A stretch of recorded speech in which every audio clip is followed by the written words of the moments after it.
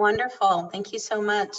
I'd like to welcome back Dr. John Clapp, Dr. Harold Pollack, and welcome Dean Sarah Gehlert from the USC Suzanne Dworak-Peck School of Social Work, who will be moderating the conversation. Thank you. I want to thank my current colleague, John Clapp, and my former colleague, Harold Pollack, for their presentations. And I'm really interested in seeing the audience questions. We have several now, but I want to urge the audience to continue to send us questions. So the first question is for John. At work in a string exchange, I found an agent-based model useful to move people to look at medication for opioid use. I'm wondering how this could be used at other points where injection drug users interact with systems. Yeah, that's a great question. So I think, what we found most useful with the agent-based models when we were doing our modeling was to kind of flesh out the smaller systems processes. So once we had the big dynamical models kind of nailed down, we were using the smaller models to kind of look at emergent behavior. So I think if you can start narrowing down the kind of the scope of what you're trying to model, those models become increasingly useful in applied settings. Okay. So we then have a question for Harold Pollack.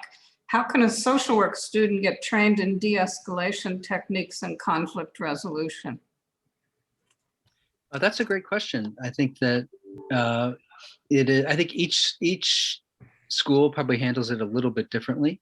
There are a number of videos online, and you can also just look at the CIT training that police officers get, and it actually gives you pretty good basic training. I think that each setting has its own unique challenges. So I think if I were getting de-escalation training and I was working in a particular setting, say with people with serious mental illness, there would be a little bit different training from the training that you would get if you were, say, in a homeless shelter working with folk who might have an alcohol disorder. And I'd be happy after this seminar's over to send some resources if you send me your contact information. We recently did some qualitative interviews with mental health professionals in Chicago, and they identified a number of resources that they use with their staff. So I'm happy to provide that information. Yeah, that's very interesting, Harold. I was wondering where that de-escalation training should happen. In the classroom? Should we expect students to pick it up themselves? And what can the school do you think, to help in planning and furthering it? Well, I think there's a couple of things. I think one is, I think there needs to be a discussion in a classroom of the importance of it and some very simple principles. The time and distance principles that police officers use is important. Just the idea that to be self-aware. When I think about some of the core social work principles, I remember my first day on a social work faculty. One of my colleagues spoke about relationship, engagement, self-awareness as three key principles of that every social worker needs to bring to interactions. A lot about de-escalation is those three things. To understand when someone is behaviorally dysregulated, you're not going to exactly know why they're dysregulated in that moment. And the truth is that that's not necessarily useful, even if you did know, to understand how to de-escalate the situation, to be self-aware about. Very often we escalate situations because we're trying to assert our authority, and because it's extremely annoying and unsettling when someone is exhibiting certain behaviors that you very much wish they were not doing in that moment. And sometimes it's very hard to step back and to de-escalate and to just be self-aware. Hey, I actually, principle number one, make sure I'm not escalating, and then I can get to the de-escalating.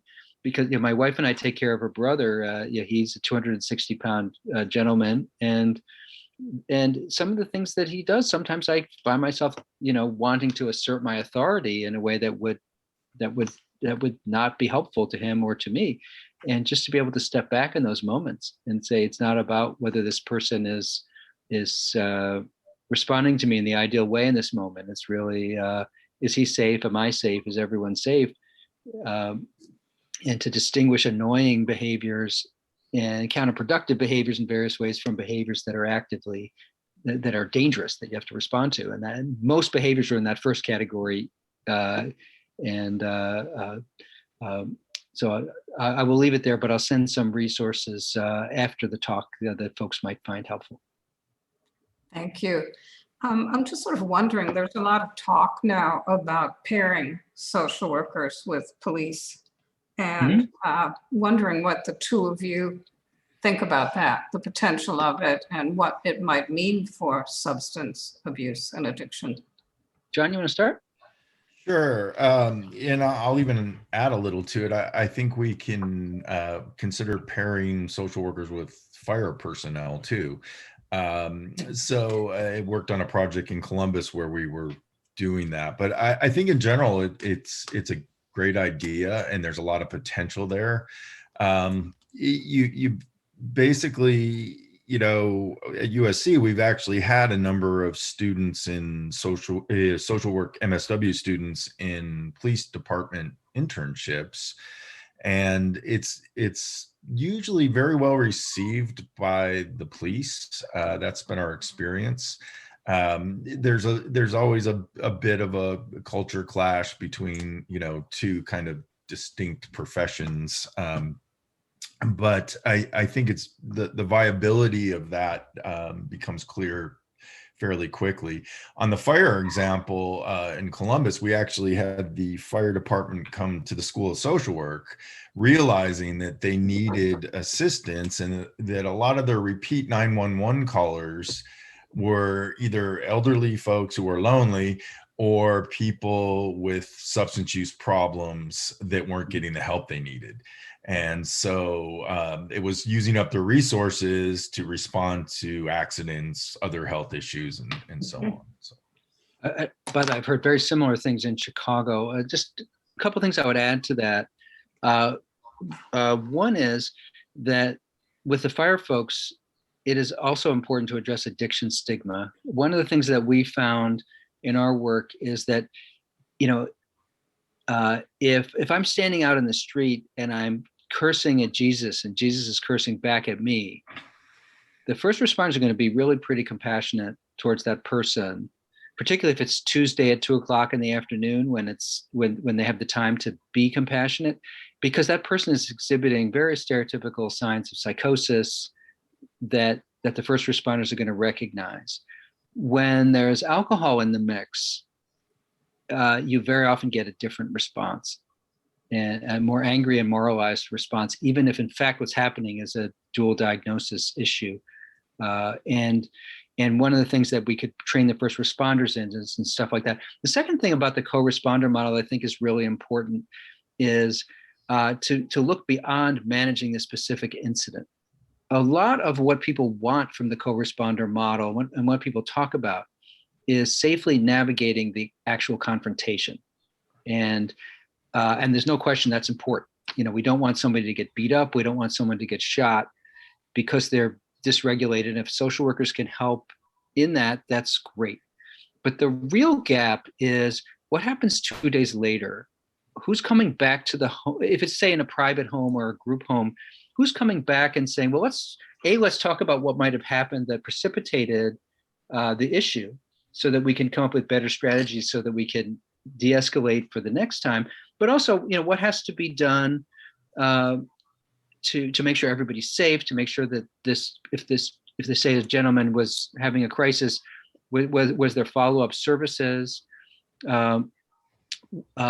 Sometimes if it's not a private home, if it's say a group home for people with psychiatric or developmental disabilities, a social worker can also ask some somewhat embarrassing questions. You know, how is the staff trained to deal with this issue? Very often the staff, when someone is acting up, will say, you know, if you don't calm down, I'm going to call the cops. You know, that is not a de-escalation strategy. And very often a social worker can come back and say, let's just make sure everybody in the setting is okay and has their needs met. You know, what else is going on here that I can help with? So I think the co-responder model is really good if you try to take a longitudinal perspective on the needs of everyone in that setting. So we're getting some good questions here. There's another one for you, Harold, that's a particularly tough one. Not to set you up, but Uh-oh. should we look at rephrasing defund the police? And should police departments hire social workers, or should that be handled by a separate agency that 911 reaches out to? But mostly defund the police. Well, those are both good questions. I do think it's probably valuable for the social workers to be independent of the police. I think that they have, I think that given some of the challenges in police community relationships, that the social workers may have an advantage if they are not connected, if they're not employees of the police agencies, and we can also have them in a whole supervisory structure that is social work. Defund the police. I will tell you that I will put on my hat as a political person, because I'm a political advocate in various things. Defund the police from a tactical point of view for progressive politicians is one of the most toxic slogans you could have in this domain.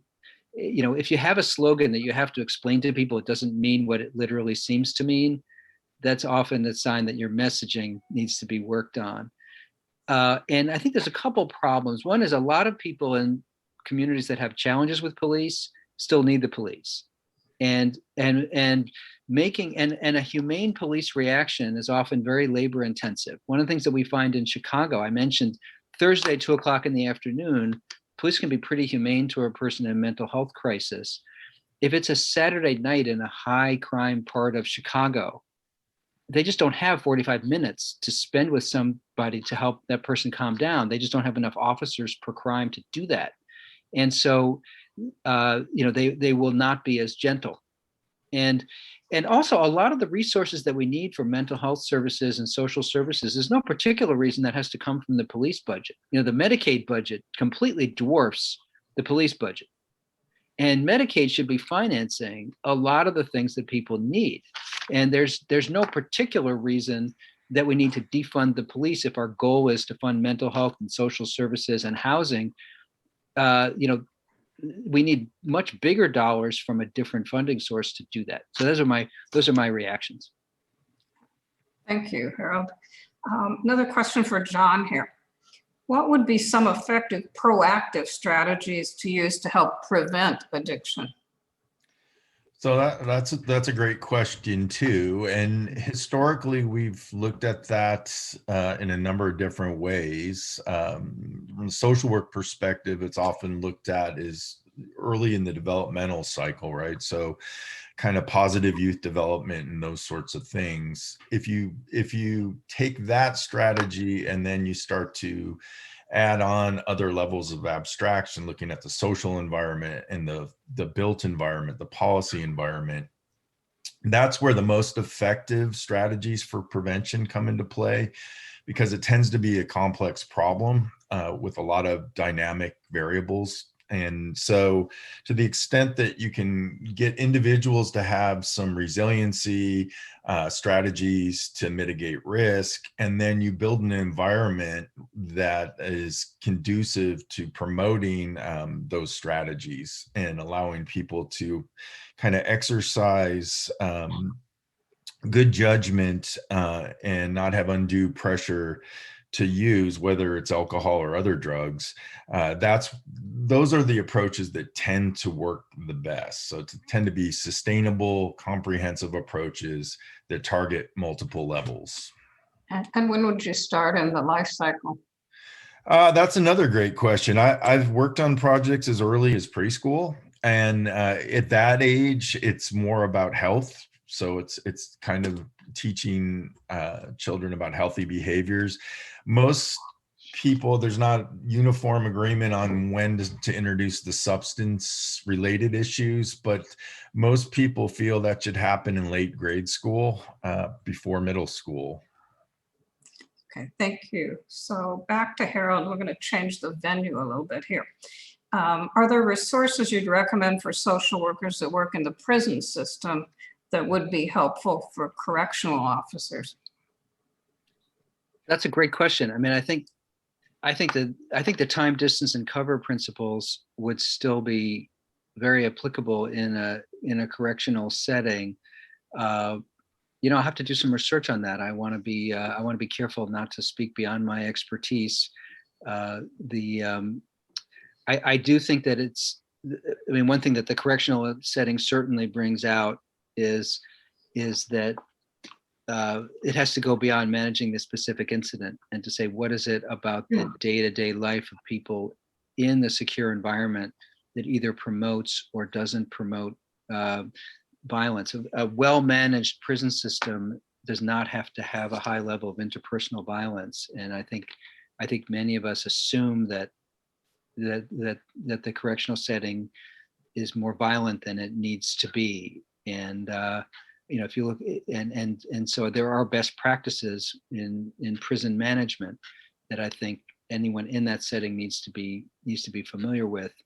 There's I think one of the things that we fight in the correctional world is a sense of a lack of efficacy that we can make it a more humane environment, given all the challenges and given some of the offenses that put people in the prison system. And so if we look at, say, well-run federal facilities, they are safe. And so I think we should approach that with a sense of confidence that there's a lot we can do to prevent those things from happening, and to make sure people get mental health care that they need, and that they're treated in a way that is de-escalating. And we hope well-managed prison system doesn't involve an oxymoron. Yeah. So did you want to comment on that, John? If not, I've got another question for you. No, let's go on to the next question. Okay. What do you suggest as some ways that psychiatric social workers in an urgent care clinic where 75% of patients suffer with psychosis and delusions from substance use can help stabilize a person in this setting? Y'all are getting tough questions. Yes, that is a tough question. So it's difficult in that setting if someone's actively experiencing substance-induced psychosis. I've in general, I think that kind of emergency acute environment is a very difficult environment for substance abuse prevention and intervention, and especially if it's a general emergency department or emergency room. It's very hard to kind of get that for some of the same reasons that Harold mentioned on the police side with resources. So it's a little bit of a time of day, how busy is it, and that sort of thing.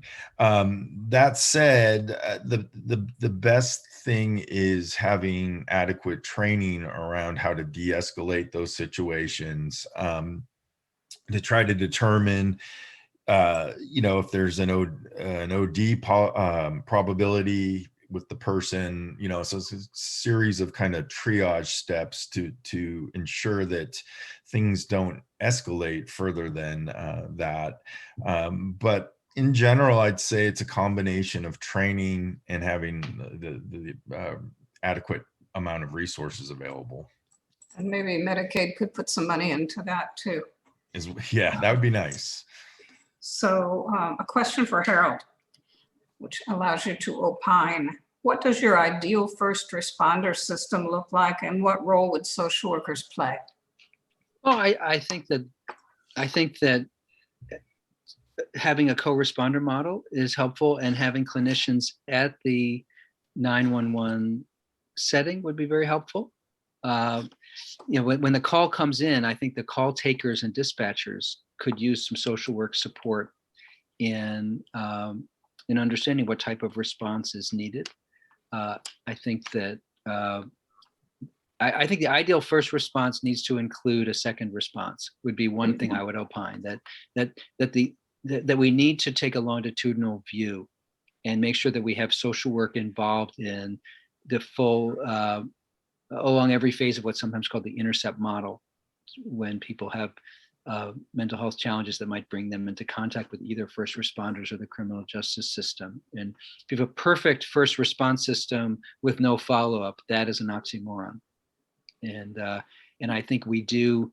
I think the advent of the cell phone and all of the attention to specific responses sometimes distracts us from that. I also think, by the way, we need to understand there's fragile humans involved in every aspect of that, both the people making the calls, the people fielding the calls, and the people responding to the calls. And I was thinking about that a lot when I was watching an example that was, I was watching the George Floyd trial, and where there was a homicide. And I was thinking many of the cases that I have reviewed of police making mistakes in a 911 call look so different from what we saw in the George Floyd case. And I think that even an ideal first responder system, we have to be humane about the difficulty that everyone in that system is going to have sometimes. And there's going to be mistakes. There's going to be errors of omission and commission. And we need to be able to approach that with the right mixture of accountability and empathy and a systemic rather than an individual perspective when a response goes wrong.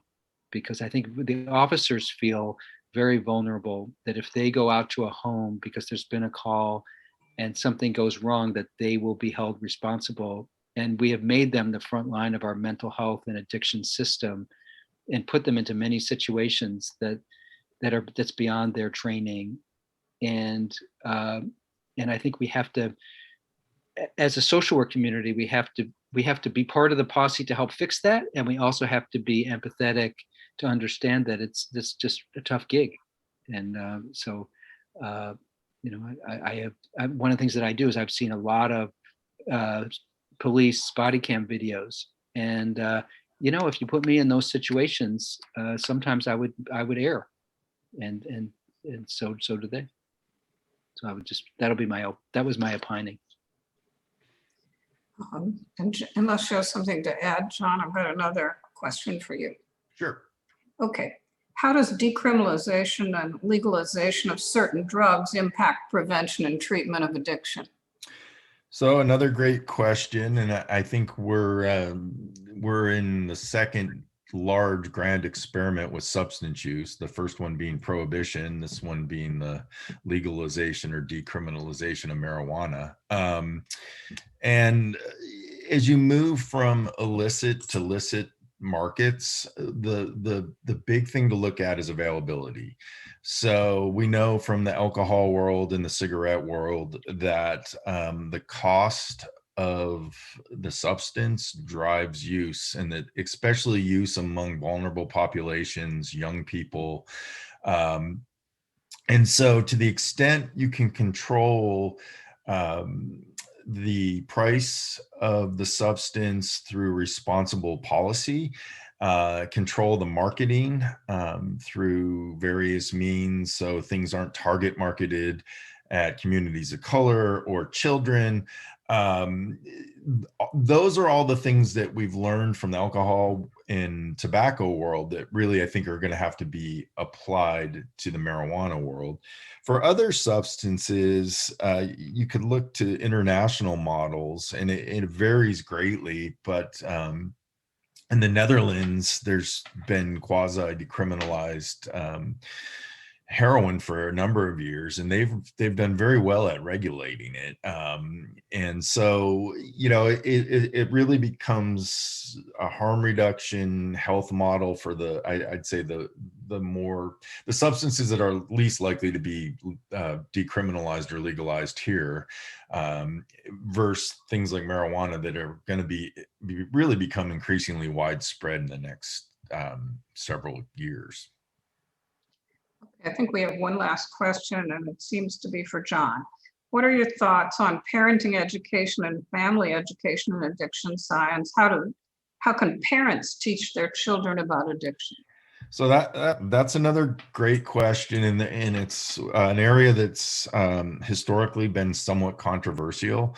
You've had kind of two camps: the teach abstinence camp, which I don't think works very well, and the kind of be realistic and understand your child type of approach. And so every child is different, right? And so the education that you give them, the information you give them, and when you give them the information, how it's delivered, has to be carefully thought through. There's, unfortunately, I think we're in an environment now, especially with alcohol, that the access at the school level, and marijuana as well, at the middle school level, the grade school, upper years of grade school is so prevalent that if you're really trying to wait till your child you think they're using based on when you first used or something like that, you're probably well behind the curve. So I really suggest it takes an assessment of your own situation, and the environment you live in. Different areas have different. I moved from San Diego to Ohio for a while, very different environments for use for young adults and children. So you know your context and then kind of move appropriately. But I do think you have to err on educating sooner than later. Thank you both. I think we've run out of time for this segment, but I'm really looking forward to continued cross-school and cross-university conversations about these incredibly important issues. So thank you both. Thank you so much for having us. Thank you so much for this thought-provoking conversation, and we will be back in 5 minutes with additional speakers. See you soon.